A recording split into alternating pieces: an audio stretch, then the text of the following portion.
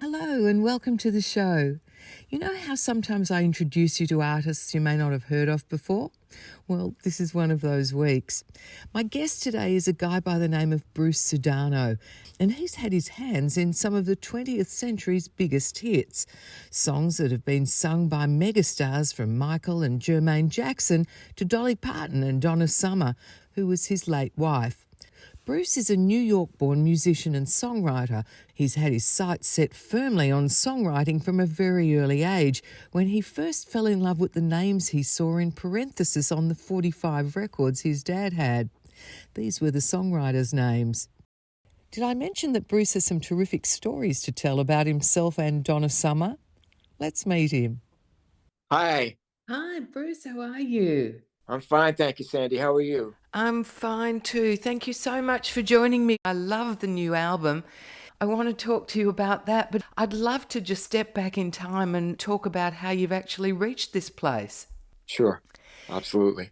Well, you were born in Flatbush in Brooklyn in New York. You Right? started playing your very first instrument, which was the accordion, at a very tender age, didn't you? Yes. My Italian grandfather decided to take a trip back to the old country, and he returned with an accordion for me. Because of that, I was obliged to begin learning the accordion, and I started music lessons at about 4 years old. Can you still play it today? I can still play. The accordion is a wonderful instrument. It's a very complete instrument. You're learning treble clef on your right hand and you're learning bass clef on your left hand. And it's a very full scope of musical education. So when did you Yeah. make the switch then to play piano and guitar? Well, when I started putting bands together in my early teens, I was 13, 14 years old. And in these first bands, I was actually playing the accordion. And at some point, I just put the accordion down and then I started playing bass guitar. Then I went on to playing Hammond B3. Then the band had a hit record and I became a jerk. I fired everybody in the band, spent all my money, got a penthouse apartment somewhere in Brooklyn. I thought I was going to be king of the world. I was probably 19. I ended up back in the basement of my parents' house. This is when I really realigned myself, my mind, my spirit, and my musical direction. 6 nights a week, playing 5 sets a night. I was going to university at the same time. I basically would go home, sleep for a couple hours, go to school, and then go back to work. And while we were working in this club, a guy whose name is Tommy James, who at the time was one of the biggest pop stars in America, had a band called Tommy James and the Shondells, and he had songs like I Think We're Alone Now and Moni Moni. He happened to live around the corner from this club I was playing in and came into the club one night. And me being the aspiring songwriter that I was, in my 20 minutes off, I would run around the corner to where Tommy lived and try to sit there and write songs with him. And at the end of the night, sometimes I would go back in the middle of the night and when we would write from, 2 o'clock in the morning till 5 o'clock in the morning. Tommy was very generous to me. He included me in things as much as he could. He took me into the studio, my first time ever being in a real recording studio. In those days, recording was a great privilege. You didn't have iPhones and even cassette players or anything. There was nothing to record on. Yeah. When I would write a song, I would play it incessantly until it was buried into my memory because I had no way of remembering the song, only by actually remembering it. And then at some point, I got included in co-writing on this record that he made called Ball of Fire. And Ball of Fire became a top 10 record. I don't exactly remember, but it became sort of a hit. Through that, my band Alive and Kickin got signed to Roulette Records, which was the label that Tommy was on. And then the following year, Tommy produced the band, and we had a record called Tighter and Tighter that was a top 10 record in America. I didn't necessarily see myself as a pop star. I didn't see myself as a great singer. I saw myself as a songwriter. It was just natural to me. I would be sitting in class in high school and be writing poems. That passion hasn't left me yet. It was 1970 and Tighter Tighter peaked at number 7 on the US charts. Bruce's band was called Alive and Kicking, and they were the ultimate one-hit wonder. So what did Tommy James see in you other than a kid who was extremely keen and persistent? I don't know, but but full circle of that story is a couple of years ago, I was playing in Manhattan And Tommy came to the show, and I hadn't seen him in a number of years. After the show, he came up to me and he said, "When did you get so good?" I said, "I don't know, but I guess practice will make perfect." I don't know what he saw in me, but I'm forever grateful because I learned so much. The funny thing was that when we got signed to Roulette Records, I was in my teens. I had hair down on my knees. I was on fire. I had no fear. But perhaps he should have, because Morris Levy was the co-founder and owner of Roulette Records that had signed him.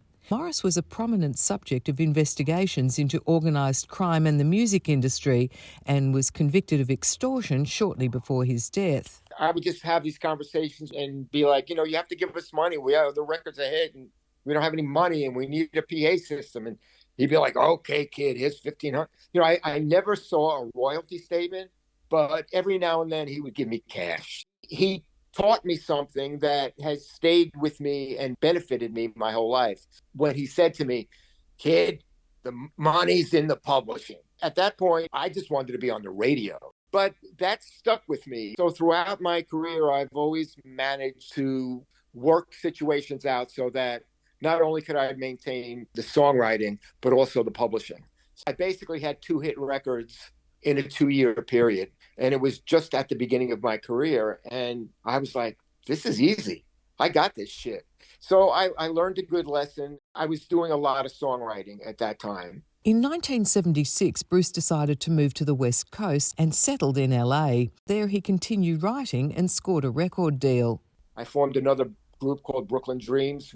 The foundation of that first album were songs that I had written in my mother's basement in that time period. You went on the road with acts like Chicago and Frank Zappa. What was that like for you? It was fun, It was all great foundational stuff to see how venues ran, how promoters worked. I gained a lot of wisdom. I got to play Madison Square Garden opening for Eric Burdon and War. It was a thrill, for a kid who grew up in Brooklyn to be on that side of the bridge was great. What Brooklyn Dreams was basically a vocal group with very strong R&B influence. That was something that in New York wasn't that uncommon. But when we got to the West Coast, when we got to LA, what we did was very different from what other people did. And so I think because we were in a different environment, we got seen in a different light. Things started happening very quickly and we were off and running. The first Brooklyn Dreams album was critically acclaimed. We got a lot of respect, even though it wasn't a top 10 record or top 10 album. And we got lucky. When you say that your style wasn't popular then on the West Coast, what was happening that made you so different? I think it was the soulfulness of the way we sang. The West Coast was more singer-songwriter, the Eagles, that kind of thing. And we were just a more East Coast soulful, blue-eyed soul. Disco started happening at that time. So part of what happened when our contract got bought up by Casablanca, we got kind of pulled into the disco realm, which really wasn't our home, but it was the popular music then, and that's what they wanted us to do. So we tried to lean what we did in that direction. That's where Donna Summer comes into the picture, doesn't she? Yep. Just as we were making the first Brooklyn Dreams album, we were supposed to record the album. They told us you're going to go back to New York to record the album. So the three of us gave up our apartments and were getting ready to leave for New York when they called us back and said, "No, there's a change in plan. You're going to record out in Irvine, California. And you will have apartments there, but not for another 2 weeks." So we had a girlfriend who grew up with us in Brooklyn, who was the head of publicity at Casablanca Records. And so we went to Susan's house and said, "Can we stay here for a week or so because we have no place to stay until our apartments are ready?" And she was like, "Yeah." So we were just hanging out at Susan's house, basically sleeping on the floor. One Sunday afternoon, Donna was out learning how to drive because she had just come back to Los Angeles from living in Germany for 8 years. And she had just come back to America, and she had a big hit record at the time called "Love to Love You, Baby." And so as part of her driving lesson, she stopped by Susan's apartment, and this is how we met. Instantaneously, Joe, Eddie, myself, and Donna just sat at the kitchen table and started playing and singing and writing literally from the moment we met each other. That turned out to be a great relationship. You know, the Brooklyn Dreams and Donna, we were like, they used to call us Donnie's boys, you know, because we were just together all the time. Pretty instantaneously, she and I got involved in a relationship, which at the first was complicated because she had a boyfriend from Germany with her, and I also had a girlfriend that was in Brooklyn. So we had some things to navigate our way around, but we basically were together for the next 35 years. How come Yeah. she hadn't learned to drive before that? I guess she just never had the need. She grew up in Boston, which was a city where, you know, mass transit is ever present. The same when she lived in Munich. It's a city where you can get around with mass transit. But then you get to LA and mass transit doesn't exist. So Right. you better learn how to drive. And drive she did, although Bruce says driving definitely wasn't one of her finest skills. After the release of Love to Love You, Donna found enormous fame the world over. She became known as the Queen of Disco, and she and Bruce were having the time of their lives. She was just an amazing person, supremely generous, supremely intuitive, compassionate, fun to be around, a prankster. She was completely quirky and super talented, just super talented. Amazing songwriter, could just pull lyrics, poetry out of the air, but not a very good car driver, though, I must say. That was the one thing I don't think she ever mastered. Her ego hadn't exploded out of control with the massive success she was having? No, she wasn't egocentric at all. And the thing that was interesting was that when I first met Donna, I was a bit of a snob in terms of my musical taste. At that time, she just had that one song, Love to Love You, Baby. And that was all I really knew about her until I met her. So I kind of saw it as a novelty. From that record, I couldn't really tell her ability as a singer, as a songwriter. I mean, it was a great record, but I quickly found out different. It became a beautiful thing. We wrote for the Bad Girls album. You know, I co-wrote 4 songs on that album. A lot of that album was written about the beginning of our relationship. People don't really understand that, and I don't even ever really even talk about that. I don't know that I ever even say that, but we were forming our relationship and shifting our lives. So we toured together, Donna and Brooklyn Dreams, and within 2 years we were married. How did the other guys in the band feel about you and Donna having a relationship and all of you being together so much? Well, they were fine. I mean, you know, there was a lot of pressure from all sides, really. The consensus was that there's no way that Bruce and Donna are ever going to make it. They're both too on fire. They're both too headstrong. My record company was like, Bruce, you're ruining your career. You're going to be in her shadow. It was an interracial relationship. Her family was like another white boy. You know, my family is going, what are you doing? So there was a lot of stuff going on. But as far as Joe and Eddie, they would pull us apart. Donna and I could be screaming at each other, you know. And there were times when Joe's holding me and Eddie's holding Donna, and we're just screaming at each other. But we were young and we loved each other. And this was the thing. We both came to the conclusion of whatever the realities are, we love each other and we want to be together. And that was the decision that we made. And that was basically how we lived our lives. We lived our lives what was best for our lives, not always what was best for our career. So there were times along the way that we would make decisions where the record company would say, you can't do that. You should do this. And we would be like, no, this is what we want to do because it was better for our family. Mimi was already born. Mimi was 4 years old when Don and I got together. Brooklyn was born right after we got married, and Amanda was born right after that. And we became an insular family, and family became our priority. You know, not to say that we didn't work, we worked hard, but in kind of a balanced way and not always in service to the career, more in service to, you Each know, other. our motto was we want to have a successful life, not just a successful career. What was the songwriting process like for the two of you? It was varied, but we would do a lot of stream of conscious songwriting where we would go into the studio and I would either be on guitar or piano. And if Joe and Eddie were there, Eddie'd be playing some percussion and Joe might be playing the guitar as well. And somebody would just have an idea. And then we'd hit record on the 2-track machine and we would just record these jams that we would do one after the other, one after the other, one after the other. In fact, that's how Bad Girls was even discovered. It was the second engineer the following day that he would go through the 2 tracks and he would make a list of all the different songs and the titles that we had started. And he came to us and he was like, there's this one song you guys did, Bad Girls, which is really, really cool. You should really don't miss out on that one. So that was definitely one we went back on and we were like, yeah, that's a good one. Let's work it up. And it became what it became. And what were you writing about? Who were the bad girls? Well, the situation, Casablanca is on Sunset Strip and it's right across from this place called the Body Shop. There were the girls that were working at the body shop that were always around, and secretaries at Casablanca would come out of work and they would get confused with the girls from the body shop. And so there was all this like talk going on about that. And I'm pretty sure that was Donna's idea. Said we should write a song about this, and it became Bad Girls. You said you wrote 4 of the tracks on the Bad Girls album, some of those about your relationship with Donna.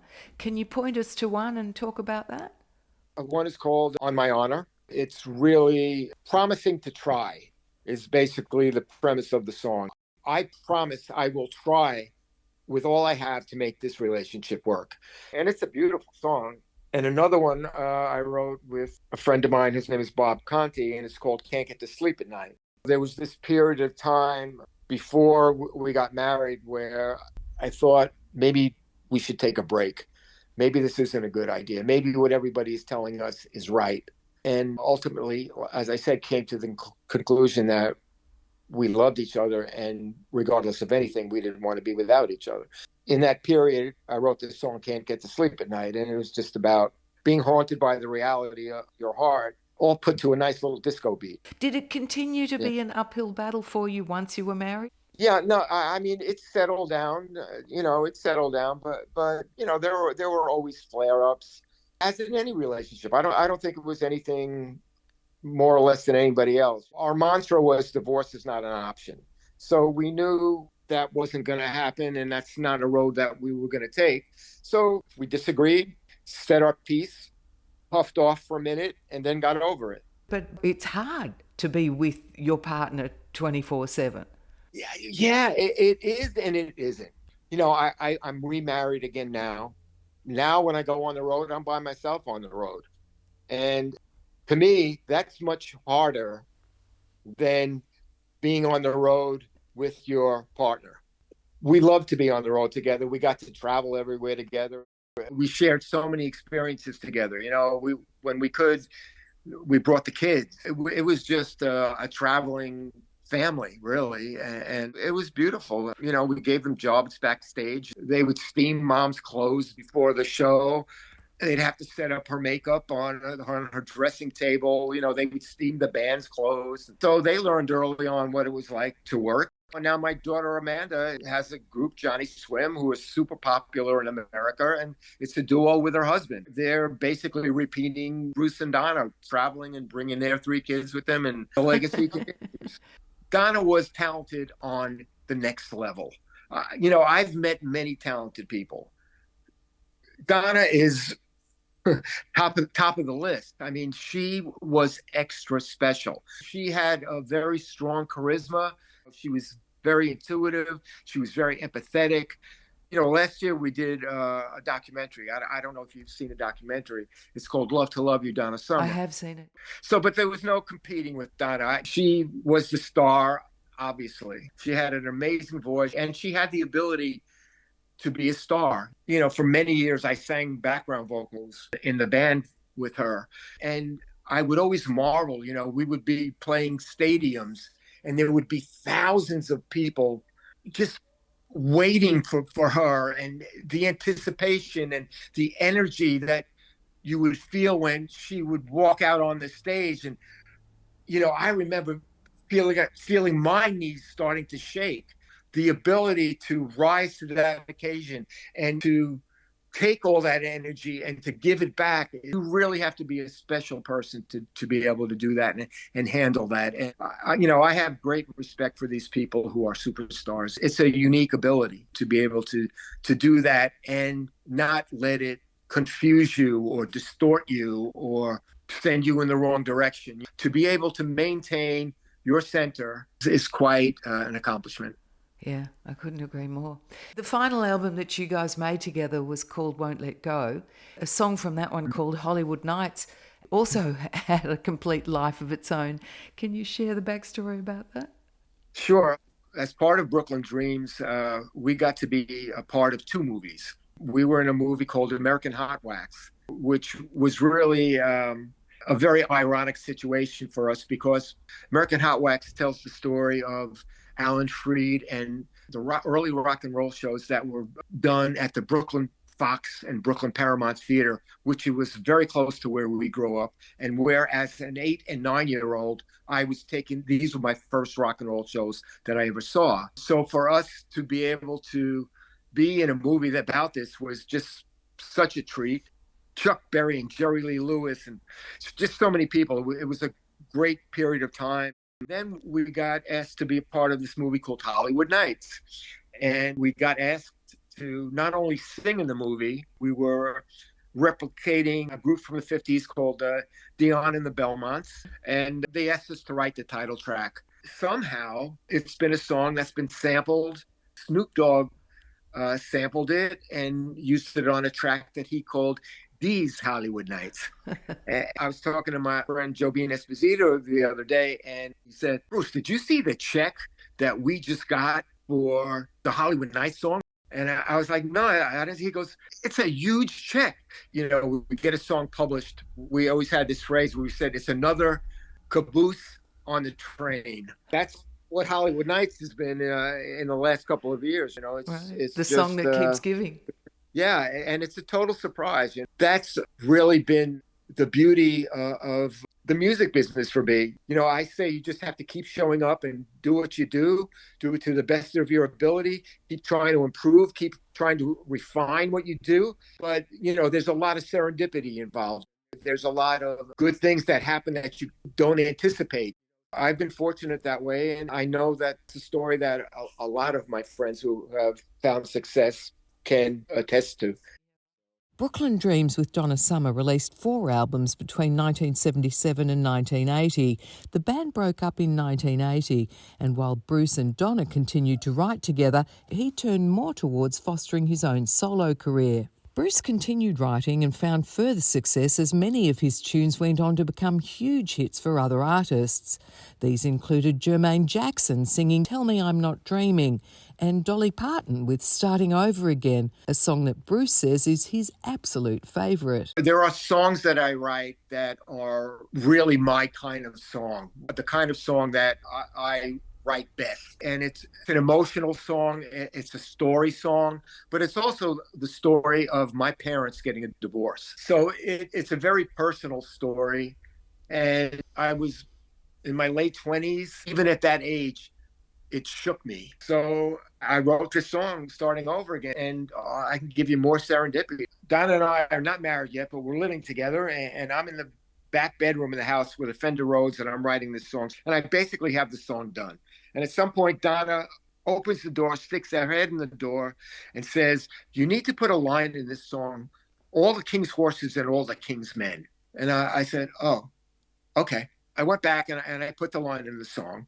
And in typical Donna fashion, that's the line of the song that everyone always remembers. And how that song got to Dolly Parton is that Donna was getting ready to do a late night TV show to go on and promote her next single. And she came to me and she said, I'm going to do Starting Over Again on the Johnny Carson show tonight. And I said, well, you can't do that. You're going on the show to promote your single. You got to promote your new single. That's why you're going on the show. She says, no, I'm going to do Starting Over Again. I'm like, but why would you do that? She says, well, maybe if I sing the song, your parents will stay together. And I said, oh, that's so sweet, but that's no way that's going to happen. She said, well, I'm going to try. So she went on the show that night. She sang Starting Over Again. She sang it beautifully. My parents still got divorced, But the next day, Dolly Parton's people called and asked for the song. That's how that song got cut. Bruce, your latest album, which is called Talkin' Ugly Truth, Tellin' Pretty Lies, it's a fabulous album. Tell me about the title of that to start. Well, there are two ways to look at it. It's basically the story of a couple of renegades, people who want to do things outside the boundaries of the law. They continue to do it and they're getting away with it, and they think they're going to get away with it forever. It's like a mafia story. The Don gets away with things forever in his whole life, and he gets to his 70s and they arrest him for jaywalking, and he spends the rest of his life in jail. That's called karma, isn't it? Yeah. So that's kind of like the one side of what the story is about on the surface. But on the deeper level of it, we're living in this culture where truth is undermined, lying has become acceptable, and truth is a moving target. There, too, it's something that is going to catch up with us at some point as well. So that's the other element of the song that I'm trying to highlight here. Growing up in Brooklyn, I knew lots of these people, because when I grew up in Brooklyn, there were tons of characters. And Brooklyn in those days, there was, everybody was always finding a way around anything. It's like, how do you get cable for free? How can you steal it from the pole? How can you get your ID? Yeah.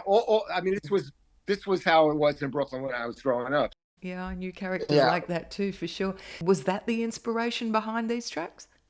Yes.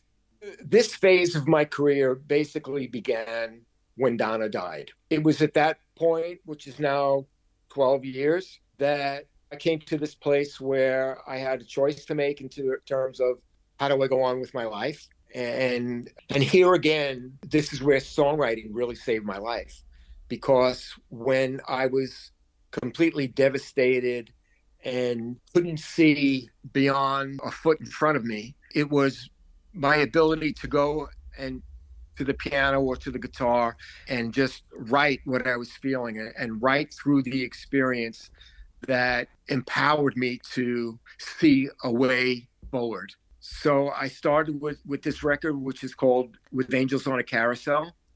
And to this point, I had never been a solo artist, really. I had done a solo record once in 1980. And I quickly realized at that point, when I married Donna, that with her career and me trying to be a solo artist, it couldn't have worked. So I wanted to be a songwriter. It didn't matter so much for me to be a solo artist. So that's what I did. But here I was on my own. So it became the challenge that I always was afraid to do. I always surrounded myself with great singers. I had Donna, I had Jobin Esposito, I had Eddie Hoganson, I had Pepe Cardona and Sandy Toder in Alive and Kickin. I always had great singers around me. So here I was, okay, Bruce, you're on your own. You're going to take on this challenge that you've been avoiding your whole life. So it's been a wonderful process. It's challenged me. I continue to be very inspired. I continue to have things to say. And for somebody who's had a career as a collaborating songwriter, this phase of my career is without collaboration in songwriting. I have only written by myself. It must have been very cathartic for you.